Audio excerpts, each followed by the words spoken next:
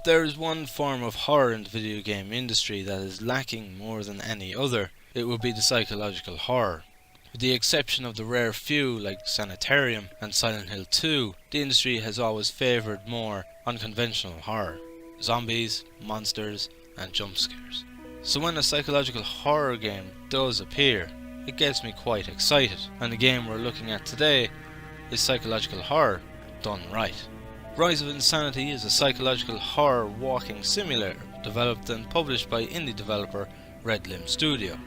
They released in early access August 3rd, 2017 on Steam for PC and VR. I was impressed with Rise of Insanity when I covered it back upon early access release, but since then the game has come a long way and has become one of the best modern psychological horror games out there. The plot of Rise of Insanity follows a Dr. Stephen Dow, a famed doctor in psychology, as he enters the human mind in order to find the truth to the tragedy that befell his family. Bit by bit you must piece together what occurred before the events took place, and how it came to be. But the human mind is a dangerous and unpredictable thing, where anything is possible. To say anything more would give away practically the whole game.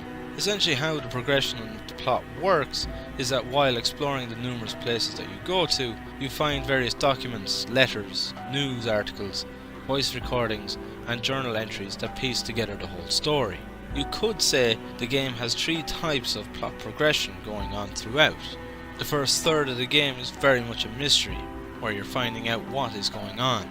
The second part of the game is discovery, where everything is subtly being pieced together and represented some way in the game visually. The third is the final reveal, where everything clicks together and the answers to the mystery and what happened to your family are finally revealed. It works very well, as you have all the important intrigue at the start, and then the discovery that keeps you playing to see how it is all shaping up.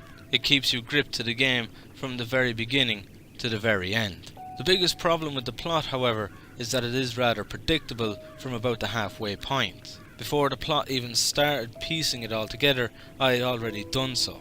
And while it was exciting to see whether or not I was right, it did lessen the impact when it came to the reveal of everything. All it took to solidify my thoughts on what was going on was one little voice recorder and one of the many phone calls throughout the game. It isn't a deal breaker, but it does lessen the impact of the reveal. The only other thing I would like to note is that the subtitles don't match up with what is being said. It isn't that two completely different things are being said, they are the same thing, just being said using different words.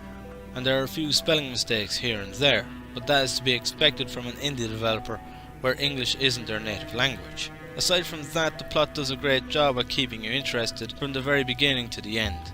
It understands what psychological horror is all about and represents it very well throughout. If psychological horror is your thing, you're going to love the plot of Rise of Insanity. The gameplay to Rise of Insanity is about what you would expect from a walking simulator.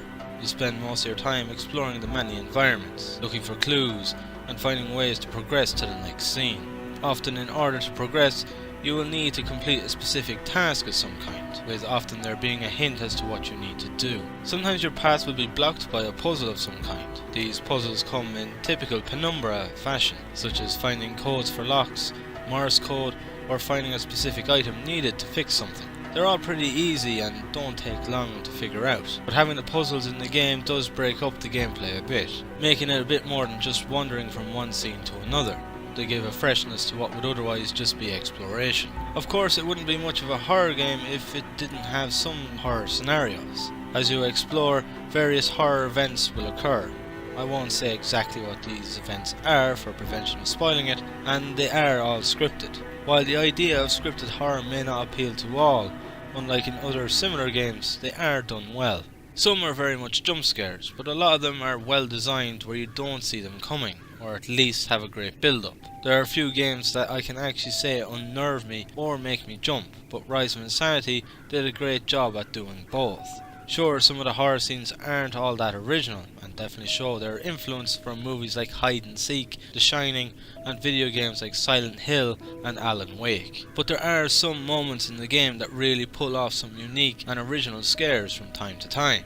You can die in the game, but for that to happen, it would be more out of curiosity than there actually being an outright threat to deal with. The game always makes it obvious, and it is very easy to avoid. But even if your curiosity gets the better of you, dying only starts you back at the start of the current scene. It would take nothing more than maybe a minute at most to get back to where you were.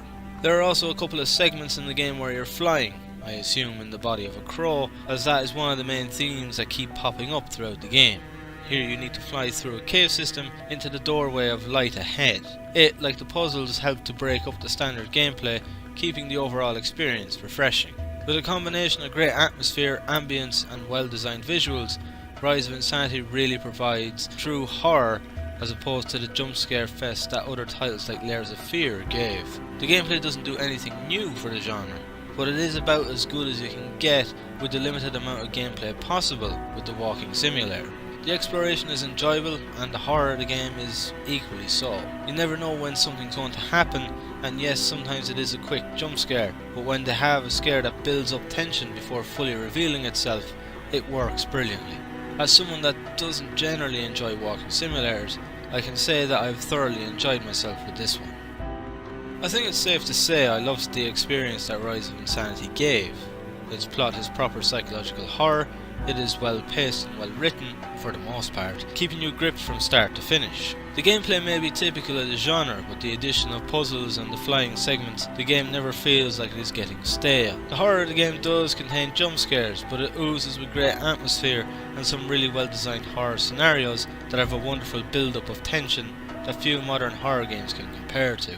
It is a bit short, coming in at about 2 hours long, but even with that being the case, like many things, some of the best come in small packages. Yes, the plot does have some giveaways to the major reveal at the end, and there is a bit of a mix-up with subtitles, but aside from that, overall, it is a great game. And with that, I'll give Rise of Insanity an 8 out of 10. It is a great experience, and if you have a VR headset, it would be even better. If you're a fan of psychological horror, then you're going to love what Rise of Insanity has in store for you. And even if that isn't necessarily your cup of tea, if you like jump scares or just enjoy walking simulators, then there is still more than enough for you to enjoy it. We really need more games like this.